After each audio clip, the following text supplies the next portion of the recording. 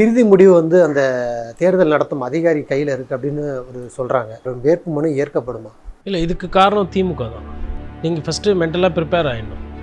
இல்லை தேர்தல் ஆணையம். அதாவதுங்க, ஒரு கட்சி தலைவரினுடைய வேட்பு மனுவில் நிறைய பேர் 2 தொகுதியிலெல்லாம் ஃபைல் பண்ணியிருக்காங்க. பட் நாமினேஷன் இந்த மாதிரி குளறுபடி வந்தது. ஆல் இண்டியா லெவல்லையுமே சொல்கிறேன். ஒரு இடத்துல ஒரு வயசு, இன்னொரு இடத்துல ஒரு வயசு, ஒரு இடத்துல ஒரு கேஸை சொல்கிறது, இன்னொரு இடத்துல ஒரு கேஸ். இது என்ன காட்டுதுன்னா, அந்த poor communication and lack of skill sets. வயசு எப்படிங்க? இப்போ பெரம்பூரில் ஒரு வயசு இருக்கும், திருச்சியில் ஒரு வயசு இருக்குமா? Common sense. ஃபஸ்ட்லேருந்து நம்ம இதை தான் சொல்லிக்கிட்டு இருக்கோம்.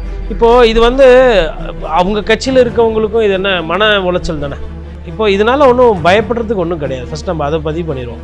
அது இதுதான் அது, இல்லை அதுதான் இதுன்னு ஏதோ ஒன்று மாற்றி கொடுத்தா பிரச்சனை கிடையாது. நான் என்ன சொல்கிறேன்னா, ஒரு ஃபார்ம் கூட ஒழுங்காக ஃபில் பண்ண தெரியாத அளவுக்கு இருக்குது. நான் எல்லாத்தையும் விட்டுட்டு வந்தேன். நீங்கள் என்னத்தை விட்டீங்க? இது தனி விமானத்தில் போகிறத விட்டிங்களா? சொகுசு பங்களாவில் தங்குறத விட்டிங்களா? இல்லை நல்ல சொக்கா, நல்ல பேண்ட்டு, நல்ல சாப்பாடு, அதை எதுனா விட்டுட்டிங்களா? எதை விட்டீங்க சார்? அதாவது உண்மையிலே விட்டுட்டு வர்றதுன்னா என்னன்னு அர்த்தம் தெரியாமல் பேசிட்டு இருக்காரு. இவர் என்ன இழந்துட்டு வந்து நிற்கிறார்? என்ன இழந்தார்? உச்சத்தை விட்டு வந்திருக்கிறார். மக்களுக்கு கடைசி வாய்ப்பு அவர் தான், இல்லைன்னா மக்கள் கஷ்டப்படுவாங்க. இதுதான் கடைசி நம்பிக்கை. இல்லை, அப்படிலாம் ஒன்றும் மக்கள் கஷ்டப்படுற மாதிரி தெரியல. நாட்டில் மொத்தம் 5.5 கோடி பேர் இருக்கிறாங்க வாக்காளர்கள். ஜனத்தொகைன்னு பார்த்தா 8 கோடி பேர் இருப்பாங்க. விஜய் என்ன போகும்போது என்ன கோடி கணக்கில் என்ன ஜனங்க போகிறாங்க? இல்லை லட்சக்கணக்கில் போய் நிற்கிறாங்களா? எல்லாம் சொல்கிறாங்க என்ன கூட்டம், என்ன டிராஃபிக். நான் சொல்கிறேன், இப்போ வண்ணாரப்பேட்டையிலையோ இல்லை தண்டாரப்பேட்டையிலையோ இல்லை பெரம்பூர்லேயோ ஒரு பஸ்ஸு பிரேக் டவுன் ஆச்சுன்னா பேப்பர் மில்ஸ் ரோடில் 2 மணி நேரம் டிராஃபிக் ஆகிறதுக்கு அந்த ஒரு பஸ்ஸு பிரேக் டவுன் போதும். இந்த டிராஃபிக் ஜாமை வச்சுக்கிட்டு நீங்கள் சொல்லிகிட்டு இருக்கீங்களா கூட்டம் நிறைய வருது அப்படின்னு? ஒரு இடத்துல ராஜினாமா. தோற்று போயிட்டீங்கன்னா பிரச்சனை கிடையாது, இருக்கிற ஒரு இடத்த வச்சுக்கலாம். மக்களே அந்த முடிவு எடுத்துட்டாங்கன்னா நீங்கள் முடிவு எடுக்க போகிறதில்ல. எனக்கு நம்ம மக்களே முடிவு எடுப்பாங்கன்னு தோணுது. நீங்கள் என்ன முடிவு எடுக்கிறது? லிபர்ட்டி தமிழ் நேயர்களுக்கு வணக்கம். இன்றைய நேர்காணலில் நாம் சந்திக்க இருப்பவர் பத்திரிகையாளர் கோட்டீஸ்வரன் அவர்கள். வணக்கம் சார்.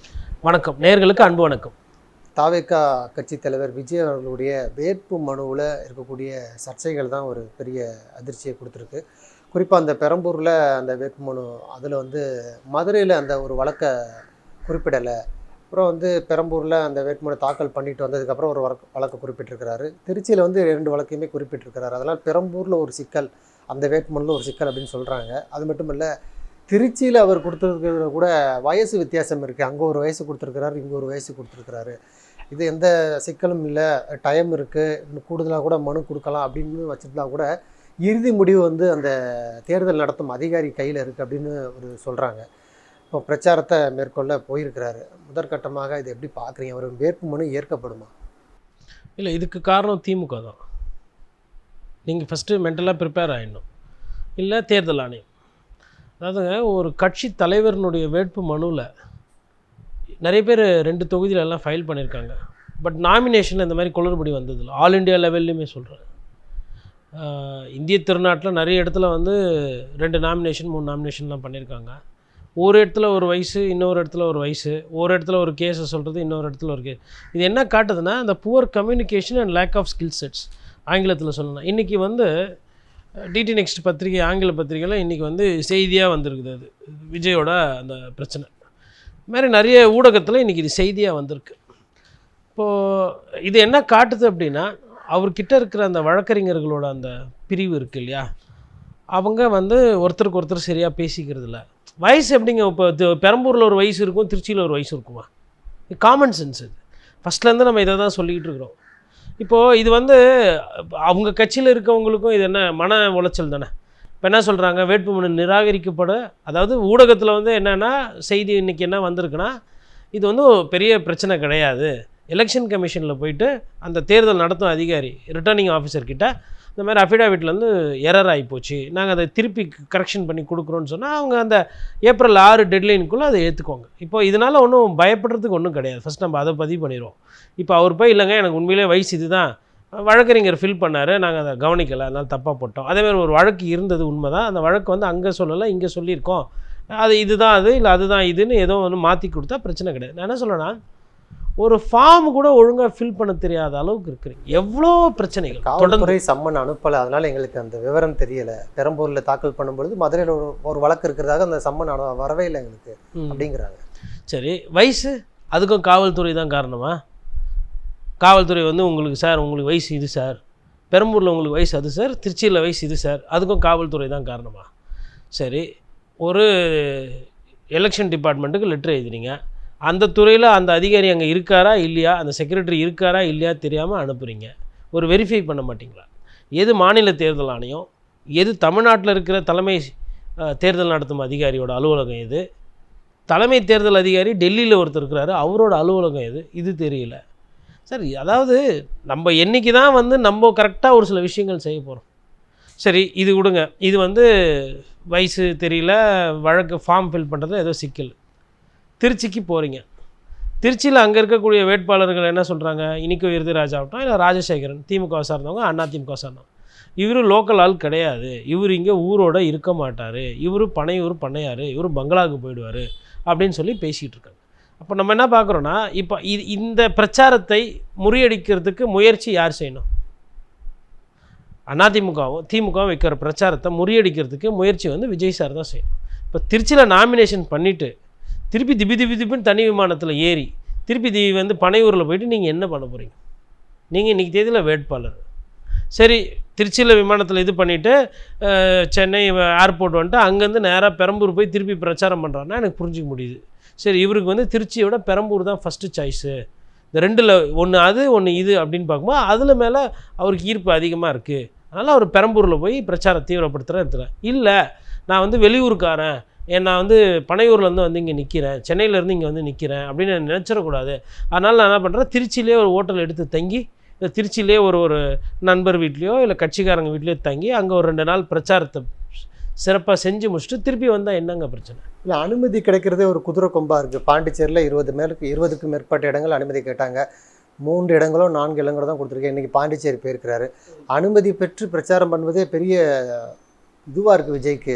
சரி, இப்போ இன்றைக்கி வந்து தேர்தல் ஆணையம் கட்டுப்பாட்டில் வந்துச்சு, காவல்துறை தலைமைச் அதிகாரியும் டிஜிபியும் மாற்றியாச்சு, இப்போ சந்தீப் ராயரத்தோர் அவரில் போட்டுட்டாங்க. இப்போவும் அப்படி தான் இருக்கா ஒன்று? சரி, ஓகே, அவங்க காவல்துறை வந்து திமுகவுக்கு ஆதரவாக இருக்கட்டும். எதிர்க்கட்சி தலைவர் எடப்பாடி பழனிசாமி இதே ஊரில் தானே பிரச்சாரம் பண்ணுறாரு. இப்போ சாயந்தரம் போய் ஒரு பாயிண்ட்லேருந்து ஒரு பாயிண்ட் பேசுகிறதுக்கு தொகுதியாக போய் வேட்பாளர் அறிமுகப்படுத்தி வாக்கு கேட்குறதுக்கு தான் பர்மிஷன் ஆகும். நீங்கள் தங்கியிருக்கிற ஹோட்டலில் சொந்த கட்சிக்காரங்களை சந்திக்கிறதுக்கெலாம் அனுமதி வாங்குவாங்க. பெரிய தலைவர்னும் போது ஒரு நாளைக்கு எப்படி பார்த்தாலும் ஒரு 500 பேர் ரொட்டேஷன் பேஸில் வந்து சந்திச்சுட்டு போகலாம். எவ்வளோ பேருங்க? 500 பேர்.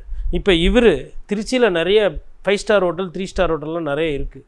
ஏதோ ஒரு ஹோட்டலில் இவர் போய் தங்கி வர அந்த ஊர் நிர்வாகிகளை, உள்ளூரில் இருக்கிறவங்கள இவர் போக மாட்டார், ஏன்னா இவர் பெரிய தலைவர், இவர் மாஸ் லீடர் இவர். அதனால் அந்த ஊரில் இருக்கிறவங்கெல்லாம் வந்து முக்கியமானவங்கெல்லாம் வந்து பார்த்துட்டு அவங்கக்கிட்ட பேசுகிறது, அவங்கக்கிட்ட பழகிறது. என்னால் கிராமமாக வர முடியாமல் உங்கள் கிராமத்தில் நீங்கள் வாங்கி கொடுங்க. அப்புறம் அங்கே ஒரு சர்ச்சு ஃபாதர் இருக்கிறாரு, இல்லை ஒரு கோயில் குருக்கள் இருக்கிறாரு, அவர் அங்கே ஃபேமஸானவர், அவர் சொன்னால் ஒரு 500 ஓட்டு கிடைக்கும், இவர் சொன்னால் ஒரு 1000 ஓட்டு கிடைக்கும். இன்னொருத்தர் இருக்கிறாரு, அவங்களையாச்சும் அப்படியாச்சும் கூப்பிட்டு அந்த ஏற்பாடு பண்ணுறதுக்கு பார்க்கலாம்ல, சந்திக்கலாம் இல்லையா? வெறும் போகும்போது அந்த 5000-10,000 பேர் ரோட்டில் சேருது இல்லைங்களா கூட்டம், அந்த கட்டுக்கடங்காத கூட்டம். அந்த ஒரு கூட்டத்தையே அவர் மூலதனமாக நம்பி வேறு எந்த வேலையுமே செய்கிறது கிடையாது. அதான் அவர் மீது நம்ம வைக்கக்கூடிய விமர்சனம். வேறு இந்த மாதிரியான ஒரு அர்ப்பரிக்கும் கூட்டம் இன்றைக்கி திமுகக்கோ அதிமுகக்கோ பிஜேபிக்கோ காங்கிரஸ்க்கோ இல்லை. இதே கூட்டம் அங்கே இருந்துச்சு அப்படின்னா இந்த கட்சிகள் வந்து தேர்தலில் களம் ஆடுற விதமே வேறு மாதிரி இருக்கும். அவருக்கு வர கூட்டம் இயல்பான கூட்டம், ஒரு ஆர்வ மிகுதியில் வராங்க, உள்ளபடியே வரவேற்கணும். ஒரு இளைஞர்கள் வந்து ஒரு அரசியல்வாதியை பார்க்க வராங்க அப்படின்னா அப்போது அரசியல்வாதியை தான் பார்க்க வராங்களா இல்லை நடிகரை பார்க்க வராங்களா, அந்த கேள்வி வருது. ஏன்னா அப்போது இவர் அரசியல்வாதியாக இன்னும் மாறலை, அவங்களும் வந்து இமோஷ்னலாக அழுகுறாங்க. இமோஷ்னலாக அழுகுறதுக்கு அங்கே என்ன இருக்குது? இப்போது ஒருத்தர் வந்து தேசிய கீதம் வந்து இந்த வேர்ல்டு கப்பு இல்லைனா வந்து இந்த ஒலிம்பிக்ஸ்லலாம் வந்து யாருன்னா கோல்டு வாங்கினாங்கன்னு வச்சுக்கோங்களேன், நாட்டுப்பண் பாடிட்டு அந்த தேசிய கொடி வந்து ஏறும். அந்த நேரத்தில் பார்த்திங்கன்னா நிறைய இந்தியர்கள் வந்து கண் கலங்குவாங்க. இது எல்லா நாட்டிலையும் நடக்கும், அர்ஜென்டினாக்கும் நடக்கும், ஜப்பானுக்கும் நடக்கும். அதாவது தேசத்தை அதிகமாக நம்புகிற மக்கள் எங்கெங்கெல்லாம் இருக்கிறாங்களோ அவங்க வந்து அந்த நாட்டோட கொடி வந்து சர்வதேச அளவில் அந்த கொடி மேலே போகும்போது பார்த்தோன்னே அது வந்து ஒரு 10 ரூபா, அதனால் வருமானம் கிடையாது, அதனால் வாழ்வாதாரம் மாறப்போகிறது, அது ஒரு உணர்வு. அந்த மாதிரி ஒரு உணர்வு வந்து விஜய் அண்ணா மீது இவங்க வச்சுருக்கிறாங்க. இவர் அவங்களுக்கு என்ன திருப்பி பண்ணுறாரு? என்ன பண்ணுறாரு திருப்பி? சுருக்கமாக சொன்னால் அவர் அவங்களோட தொண்டர்களையும் அவங்களோட ரசிகர்களையும் அவர் உழைக்காமல் ஏமாற்றிட்டு இருக்காரு. நான் எல்லாத்தையும் விட்டுட்டு வந்தேன். நீங்கள் என்னத்தை விட்டீங்க? இது வரலாம் தனி விமானத்தில் போகிறத விட்டிங்களா? சொகுசு பங்களாவில் தங்குறத விட்டிங்களா? இல்லை நல்ல சொக்கா, நல்ல பேண்ட்டு, நல்ல சாப்பாடு, அதை எதுனா விட்டுட்டிங்களா? எதை விட்டீங்க சார்? அதாவது உண்மையிலே விட்டுட்டு வர்றதுன்னா என்னன்னே அர்த்தம் தெரியாமல் பேசிகிட்டு இருக்காரு. இப்போது ஐயா கப்பலோட்டிய தமிழன் தாத்தா வந்து விட்டுட்டு வந்தார்னா அவர் சொத்து பத்தெல்லாம் வந்து தானம் தர்மம் பண்ணிவிட்டு அந்த கப்பலை வாங்கி சுதேசி கப்பல்னால அதனால் ஏற்பட்ட செலவு எல்லாத்தையும் பண்ணார். ஐயா சுப்பிரமணிய சிவா வந்துட்டு எல்லாத்தையும் விட்டுட்டு வந்து தொழிலாளிகள் இருக்கக்கூடிய இடத்துல போய் போட்டு அவருக்கு அந்த கொடும் நோய் வந்து அவர் இறந்து போனார். அவர் வாழ்க்கையில் எல்லாத்தையுமே விட்டுட்டு போயிட்டு தேசத்துக்காக இருந்தார். ஐயா நல்லக்கண்ணு ஜெயிலுக்கு போனார், இப்போது காலமானவர் ஜெயிலுக்கு போனார் அப்படின்னா மக்கள் பிரச்சனைக்காகவும் மக்கள் போராட்டங்களுக்காக ஜெயிலுக்கு போனார். இப்போ முத்துராமலிங்க தேவர் அவர் சொத்தெல்லாம் கடைசி காலத்தில் எல்லாருக்கும் எழுதி வச்சுட்டு அவருக்கு ஒன்றுமே இல்லாமல் போனார். இங்கே பிடிலி செங்கல்வராய நாயக்கர் அவரோட சொத்து பத்தெல்லாம் வந்து சொந்தங்களுக்கு ரத்த சொந்தங்களை விட படிக்கிறதுக்கு நிறைய பேருக்கு வந்து போகணும்னு சொல்லிவிட்டு அவர் எழுதி வச்சார். அதே மாதிரி உங்களுக்கு பச்சைபாஸ் காலேஜ் பச்சையப்பா முதலியார் அவர்கள் வந்து அவரோட சொத்துக்களையும் நிறையத்தையும் வந்து பசங்க படிக்கணும், கல்லூரி இருக்கட்டும் அப்படின்னு சொல்லிட்டு அவரோட சொத்து பத்தெல்லாம் எழுதி வச்சாருங்க. இவர் என்ன இழந்துட்டு வந்து நிற்கிறார்? என்ன இழந்தார்? உச்சத்தை விட்டு வந்திருக்கிறார். மக்களுக்கு கடைசி வாய்ப்பு அவர் தான், இல்லைன்னா மக்கள் கஷ்டப்படுவாங்க. இதுதான் கடைசி நம்பிக்கை. இல்லை அப்படிலாம் ஒன்றும் மக்கள் கஷ்டப்படுற மாதிரி தெரியல. நாட்டில் மொத்தம் 5.5 கோடி பேர் இருக்கிறாங்க வாக்காளர்கள். ஜனத்தொகைன்னு பார்த்தா 8 கோடி பேர் இருப்பாங்க. விஜய் என்ன போகும்போது என்ன கோடி கணக்கில் என்ன ஜனங்க போகிறாங்க? இல்லை லட்சக்கணக்கில் போய் நிற்கிறாங்களா? இப்போ விஜய் போகிற இடம்லாம் 5-5 லட்சம் பேர் சேர்றாங்களா? இல்லை தொகுதி இப்போ திருச்சி போகிறாரு, மொத்த திருச்சி மாவட்டமே அப்படியே எழுச்சி பெற்று அப்படியே நிற்கிதா? இல்லை அவர் வந்து இப்போ பெரம்பூர் வராரு, மொத்த வட சென்னையே நின்று டிராஃபிக் ஜாம் ஆகிறதுக்கு ஒரே ஒரு பஸ்ஸு பிரேக் டவுன் போதும். என்ன சார் எல்லாம் சொல்கிறாங்க, என்ன கூட்டம், என்ன டிராஃபிக். நான் சொல்கிறேன், இப்போ 23C பஸ்ஸு இல்லை அந்த சைடு பெரம்பூர் போகிற வண்டி, இல்லை நம்பர் திருவத்தூர் வண்டி போவோம், 1ஆம் நம்பர் வண்டி திருவான்மையூர் டு திருவத்தூர், ஏதோ ஒரு பஸ்ஸு ஒரு சின்ன வண்ணாரப்பேட்டையிலையோ இல்லை தண்டாரப்பேட்டையிலையோ இல்லை பெரம்பூர்லேயோ ஒரு பஸ்ஸு பிரேக் டவுன் ஆச்சுன்னா பேப்பர் மில்ஸ் ரோடில் உங்களுக்கு பீக் ஹவரில் 2 மணி நேரம் டிராஃபிக் ஆகிறதுக்கு அந்த ஒரு பஸ்ஸு பிரேக் டவுன் போதும். இந்த டிராஃபிக் ஜாமை வச்சுக்கிட்டு நீங்கள் சொல்லிகிட்டு இருக்கீங்களா கூட்டம் நிறைய வருது அப்படின்னு? கூட்டம் நிறைய வருது நான் இல்லைன்னா சொல்லலை. எடப்பாடி பழனிசாமி அவர்களை விட முதலமைச்சர் ஸ்டாலின் அவர்களை விட இவருக்கு கூட்டம் வருதுன்னா ஆமாம் வருது, உண்மை, அதில் மாற்றுக்கிறதுலாம் கிடையாது. ஓட்டு அப்படின்னு வரும்போது அவங்க ஸ்ட்ராங்காக ஆடக்கூடிய ஏரியா இருக்குது இல்லையா, இந்த வயது அதிகமாக இருக்கிறவங்க சிந்தித்து செயல்பட்டு ஓட்டு போடுறவங்க, அந்த இடத்துல நீங்கள் இல்லை. கிராமப்புறங்களில் நீங்கள் சுத்தமாக இல்லை, நகரங்களில் நீங்கள் பேசப்படுறீங்க. இன்னொன்று பெரம்பூரில் அவருக்கு கொஞ்சம் நல்லாயிருக்கும், திருச்சியிலேயே அவருக்கு சங்கடமாக இருக்கும். திருச்சி ஈஸ்ட்டில் அவர் நினச்ச மாதிரிலாம் அவர் பெரிய ஓட்டெல்லாம் வாங்க முடியாது. அங்கே 2 பேருமே வந்து டைட் பண்ணிகிட்டே போகிறாங்க. அதிமுக வேட்பாளருமே ராஜசேகரன் வந்து இயல்பாக பிரச்சாரம் பண்ணிகிட்ருக்காரு. இனிக்கோ இருதராஜ் காலையில் ஆரம்பித்தா நைட்டு வரலாம் விட்றதில்ல, அவரும் பிரச்சாரம் ஃபுல்லாக பண்ணிகிட்ருக்காரு. 2 பேரும் ஒன்றே தான் சொல்கிறாங்க, அந்த பண்ணையாரா இல்லை இந்த மண்ணின் மைந்தனா, அந்த பங்களாலேருந்து வரவரா இல்லை இந்த லோக்கலா, இதே தான். நீ அவனுக்கு ஓட்டு போட்டுட்டு விஜய் சாருக்கு ஓட்டு போட்டு எங்கே போய் பார்ப்பீங்கன்னு கேட்குறாங்க. ராஜசேகரன் போய் ஒரு வீட்டில் வந்துட்டு வீட்டு மக்கள் அங்கே நிற்கிறாங்க, எதுவும் பெருசாக இன்ட்ராக்ட் பண்ணலை அவர்கிட்ட. என்னன்னு சொல்லிங்க, அவர்கிட்ட நீங்கள் போய் பார்ப்பீங்க, ஜெயிச்சிட்டாரு அவர், அங்கே தான் வீடு, எனக்கு இங்கே வீடு, அவரை நீங்கள் போய் பார்ப்பீங்களான்னு கேட்குறாரு, வாக்காளர்கள்கிட்ட கேட்குறாரு. ஏன்னா போகும்போது இப்போ அவர் விஜய் சார் போனால் எழுச்சி இருக்குது, இவங்களுக்கு அந்த ஆரவாரம்லாம் இல்லை. யார்? திமுக வேட்பாளருக்கும் அதிமுக வேட்பாளர். அதிமுக வேட்பாளர் என்ன போய் கேட்குறாரு, அவரை போய் நீங்கள் பார்க்க முடியுமா அப்படின்னு கேட்குறாரு வாக்காளர்கள்கிட்ட. பதில் கிடையாது வாக்காளர்கள்கிட்ட. அப்படியே பார்க்குறாங்க. ஃபஸ்ட்டு வாக்காளர்கள் இவரை பார்த்து முடிக்கிறாங்க, அப்புறம் இவர் கேட்ட கேள்விக்கு வாக்காளர்கள் பார்த்து முடிக்கிறாங்க. அதான் கேள்வி, விஜய் சாரை போய் நீங்கள் போய் வீட்டில் பார்க்க முடியுமா? உங்களுக்கு பிரச்சனை கோரிக்கை அப்படின்னா வீட்டில் போய் பார்க்க முடியுமா? எனக்கு வீடு ஆஃபீஸு அதெல்லாம் கிடையாது, ஏதோ ஆள் இருப்பாங்க, வரலாம், என்னை பார்க்கலாம், கொள்ளலாம், போவேன், வருவேன். என்ன இப்போ என்கிட்ட பேசுகிற மாதிரி அவர்கிட்ட நீங்கள் பேச முடியுமா? இன்றைக்கி எதிராச்சு இந்த மார்க்கெட் ஏரியாலெல்லாம் போகிறார், அங்கே வந்து இந்த மார்க்கெட்டில் இதெல்லாம் இருக்குது, இதெல்லாம் சரி பண்ணோம் அப்படி இப்படிலாம் கேட்குறான். சரி அது என்னவோ நம்ம பண்ணலாம், அதை பேசலாம், ஒரு வாக்குறுதி கொடுங்க. இவர் எதனா அங்கே லோக்கல் பிரச்சனை எதனா ஒரு வாய்ப்பு கொடுங்க அப்படின்னு கேட்குறாரு. கேட்குறதுல எனக்கு கூச்சம் இல்லை. ஒரு வாய்ப்பு கொடுங்க, மற்ற கட்சிகள் போல் இல்லை, நாங்கள் சொன்னதை கண்டிப்பாக நிறைவேற்றுவோம்னு சொல்லி வெளிப்படையாக சொல்கிறாரு. சார் அவர் பெரம்பூரில் நிற்கிறது 100% கரெக்டு சார். திருச்சியில் போய் திருச்சி பிரச்சனையே தெரியாமல், திருச்சியோட ஊர் எது, கிராமம் எது, மக்களோட மனநிலை எது, அங்கே அவங்களோட பிரச்சனைகள் என்ன, எதுவுமே தெரியாமல் எனக்கு இன்னொரு வாய்ப்பு கொடுங்கன்னா, அப்போ இங்கேயும் வாய்ப்பு வேணும் அங்கேயும் வாய்ப்பு வேணும், அப்போ என்ன 2 வாய்ப்பு ஏதோ ஒன்றுத்த ராஜினாமா பண்ணணும், எது அது தெரியணும்னு அவங்க கேட்குறாங்க. எதுக்கு 2 இடத்துல நிற்கணும்? ஒரு இடத்துல நிற்கிறது வேணாம்ல. ஒன்று சரி, எனக்கு சிறுபான்மையினர் நிறைய பேர் இருக்கிறாங்க, இஸ்லாமியர்கள் ஓட்டு போடுவாங்க அப்படி, அதனால் நான் திருச்சி கிழக்கு நான் தேர்ந்தெடுத்தேன் அப்படின்னா சரி, ரைட், ஓகே. அப்போ எதுக்கு பெரம்பூர்? இப்போ எதே ஒன்று தான் ராஜினாமா பண்ண போகிறீங்களா? எது அது? இப்போ உங்களை நம்பி ஓட்டு போட்டவங்களும் நீங்கள் என்ன தர போகிறீங்க? ஒரு இடத்துல ராஜினாமா. தோற்று போயிட்டீங்கன்னா பிரச்சனை கிடையாது, இருக்கிற ஒரு இடத்த வச்சுக்கலாம். மக்களே அந்த முடிவு எடுத்துட்டாங்கன்னா நீங்கள் முடிவு எடுக்க போகிறதில்ல. எனக்கு நம்ம மக்களே முடிவு எடுப்பாங்கன்னு தோணுது. நீங்கள் என்ன முடிவு எடுக்கிறது? இந்த மாதிரிலாம் பண்ணாதானே 2 இடத்துல போகிறது 3 இடத்துல போகிறதுலாம் நடக்கும். ஒரு இடத்துல எங்கன்னா முடிச்சு விடுவாங்கன்றது என்னோட அபிப்பிராயம். அது மேபி சாத்தியக்கூறுகள். திருச்சியில் பொதுவாக கிராமங்களில் இப்போ சென்னை போன்ற நகரங்களில் அவ்வளோவா அரசியல் இன்ட்ரெஸ்ட் காட்ட மாட்டாங்க. உங்களுக்கு திருச்சியோட இப்போ சென்னையோட பார்க்கும்போது திருச்சிக்கு கொஞ்சம் கிராம பகுதிகள் இருக்குது அங்கே கூட. இல்லை அவங்க இன்னும் கொஞ்சம் சிந்திச்சு ஓட்டு போடுவாங்கன்ற மாதிரி தான் நான் பார்க்குறேன். இந்த வேட்பு மனு சர்ச்சை ஒரு கேஸ் இருக்குது, 10 கேஸ் இருக்குது, அதில் நீங்கள் ஒன்று மறந்தால் பரவாயில்ல, இருக்கிறதே ஒரு கேஸ், அது எப்படி மறக்கும் அப்படிங்கிறாங்க. அப்புறம் அந்த வயசு வித்தியாசம் கூட, இது கூட வயசு வித்தியாசம் தவற விடுறதெல்லாம் ரொம்ப செயற்கையானது அப்படிங்கிறாங்க. இது ஏதோ திட்டமிட்டு விஜய் ஒரு ஒரு இடத்துல வேட்புமனு நிராகரிக்கப்படலாம் அப்படின்னு வேணுமே பண்ணுறாருன்னு கூட ஒரு கருத்தெல்லாம் உலா வருதில்ல, அது எப்படி பார்க்குறீங்க சார்? வேட்புமனுங்களாம் எனக்கு தெரிஞ்சு நிராகரிக்க மாட்டாங்க சார். அது இன்றைக்கி சமூக வலைதள காலம். ஒரு ஒரு வதந்தியை பரப்பி விட்டிங்கன்னா அது பாட்டுன்னு குட்டி சேர்த்தா மாதிரி ஓடும். அதை கட்டுப்படுத்த முடியாது, அதுக்கு தாய் தகப்பனே கிடையாது. சமூக வலைதளத்தில் வர செய்திகள் நிறைய நம்பகத்தன்மை இல்லைன்றது நாட்டு மக்களுக்கு தெரியும்.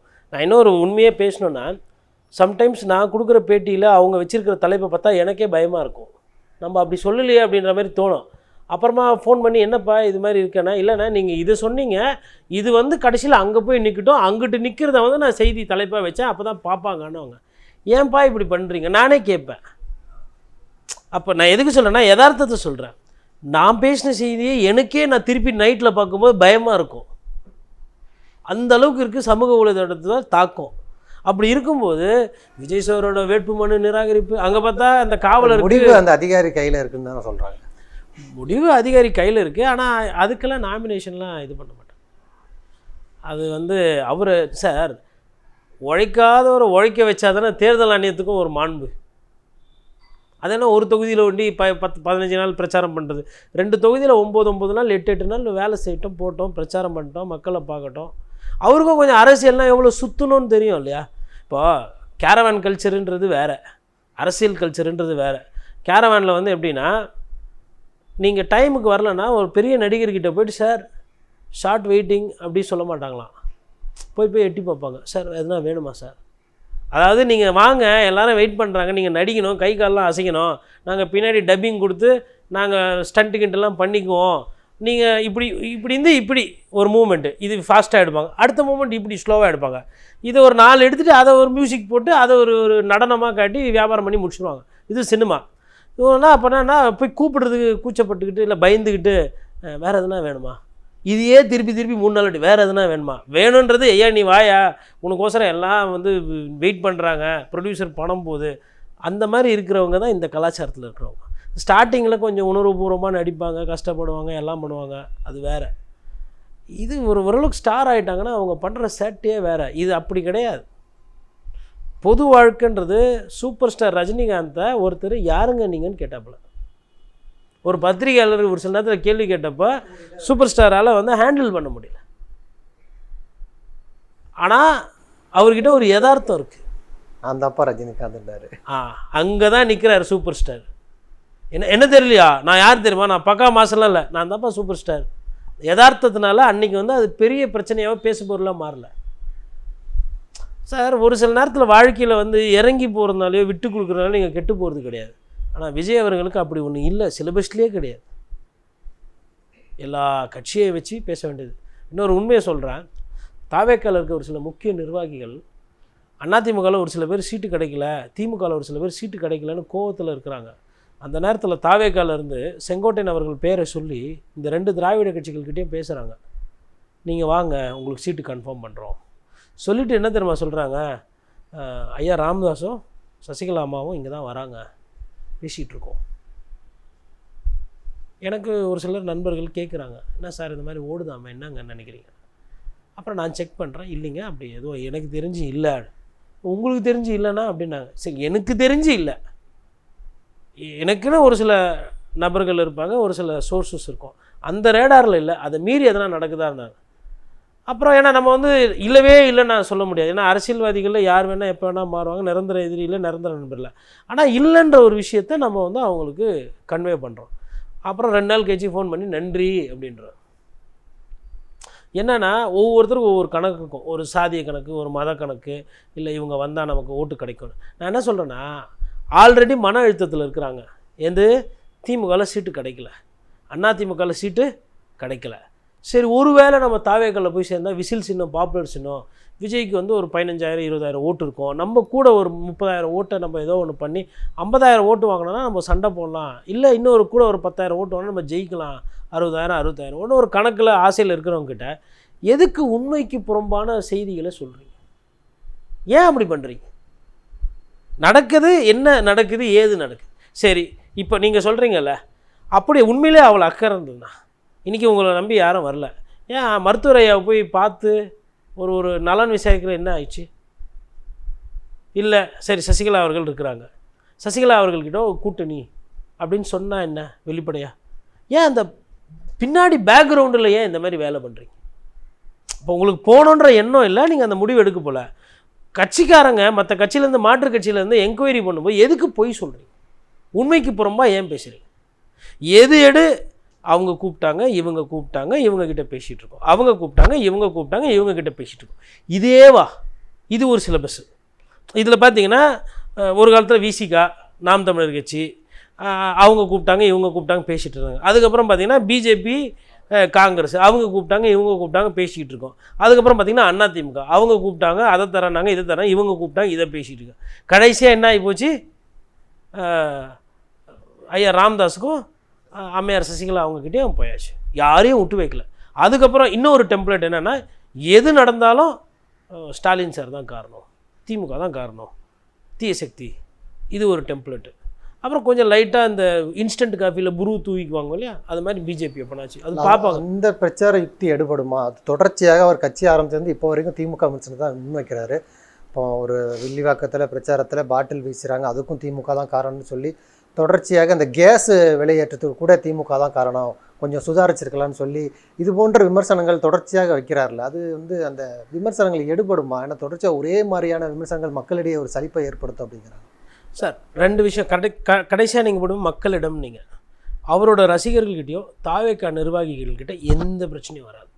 அவங்க வந்து விஜய் சார் என்ன சொன்னாலும் அதை பேசி தான் கேட்பாங்க. ஆனால் மக்களே கிண்டல் வச்சுக்கூடிய நிலைமைக்கு வந்துட்டாங்க, விஜய் தான் திமுக தான் காரணமாக இதுக்குமே அப்படிங்கிற. சார் கேஸஸ் தட்டுப்பாடுன்றது உலக அளவில் பிரச்சனை. அர்ஜென்டினா கப்பல் நவர முடியல, அமெரிக்கா கப்பல் நவர முடியல, ஜப்பானுக்கு போக வேண்டியது போக முடியல, சைனாவுக்கு போக வேண்டியது போக முடியல, இந்தியாவுக்கு வர்றது பிரச்சனையில் இருக்குது. அந்த சர்வதேச பிரச்சனையோடு எடுத்துன்னு போயிட்டு முதல்வர் ஸ்டாலின் தான் காரணம் அப்படின்னா என்ன பண்ண முடியும்? என்ன கேட்டால் இன்ஃபேக்ட் அதில் பிரதமர் மோடியையுமே சொல்ல முடியாது. ஏன்னா ட்ரம்ப்புன்ற ஒருத்தர் காலைல பல்லு வளர்க்குமா அவருக்கு என்ன தோணுதோ அதை பண்ணுவார், மூளையை கைட்டி வச்சுட்டு பல்லு வளர்க்குவார். அவர் பல்லு வளர்க்கும்போது எதனா ஒரு புண்ணியம் இருக்கா அவர் செய்கிற இந்த காரியத்தினால? ட்ரம்ப்லாம் வரலாறு மன்னிக்குமா? குழந்தைகள் செத்து போயிருக்க, இதெல்லாம் பாவம் இல்லையா? என்ன வேலை இது? என்ன மக்கள் ஏதோ ஒரு மதத்தில் பிறந்தாங்க, இல்லை ஏதோ ஒரு சாதியில் இருந்தாங்க, உங்களோட பணக்கார கொழுப்பு திமிருக்கு எவன் பெரிய ஆளுன்றது நீங்கள் சண்டை போட்டுக்க மேன். வா விளாடிமிர் கூட்டின்னு கூப்பிடு, நீ போ ஒத்தைக்கு ஒத்தை நின்று சண்டை போட்டுக்கோ, சொக்காய் கீழ்ச்சிக்கோங்க. இல்லை எந்த மதம் பெருசோ, எந்த மதத்தை எவன் தூக்கி பிடிக்கிறானோ அவன் நில்லு, மல்யுத்தம் செய்யி, எவன் பெரிய ஆளுன்னு சட்டையை கீழ்ச்சி காட்டிங்க. இந்த 23ஆம் புலிகேசியில் பண்ணுவாங்களே பண்ணுங்க. நாட்டுக்கு மீது வன்மத்தை கக்கிறதும் போர் பண்ணுறதும் என்ன? அப்பாவிகள் எவ்வளோ பேர் சாவுறாங்க. சரி, இப்போ நீ இன்றைக்கி பண்ணிட்ட, நீ ஏன் இருந்துருவியா நிரந்தர ஜனாதிபதியா? உங்கள் ஊரில் மாற்றம் வராதா? அப்போது இப்போ இந்த பாதிப்பு நீ போயிடுவ. அதனால தான் சொல்கிறேன், இந்த தேர்ந்தெடுக்கப்பட்ட பிரதிநிதி இருக்குதுங்களா, அது முதலமைச்சராக இருக்கட்டும், இல்லை ஒரு எம்எல்ஏவாக இருக்கட்டும், இல்லை கவுன்சிலர் கூட இருக்கட்டும், இல்லை ஜனாதிபதி, இல்லை முதல்வர், பிரதமர், மக்கள் வந்து சிந்திச்சு ஓட்டு போடணும்.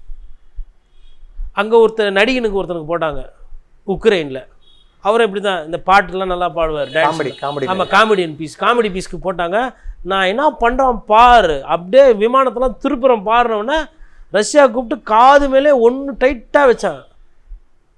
நீ தாக்குதல் பண்ண ரஷ்யாவுக்கு, நீ மாஸ்கோவில் ஒரு சில இடத்துல பண்ண, அப்புறம் வந்து ஒரு ரயில் ஃபேக்ட்ரியை கொளுத்துனீங்க, எல்லாம் ரைட்டு.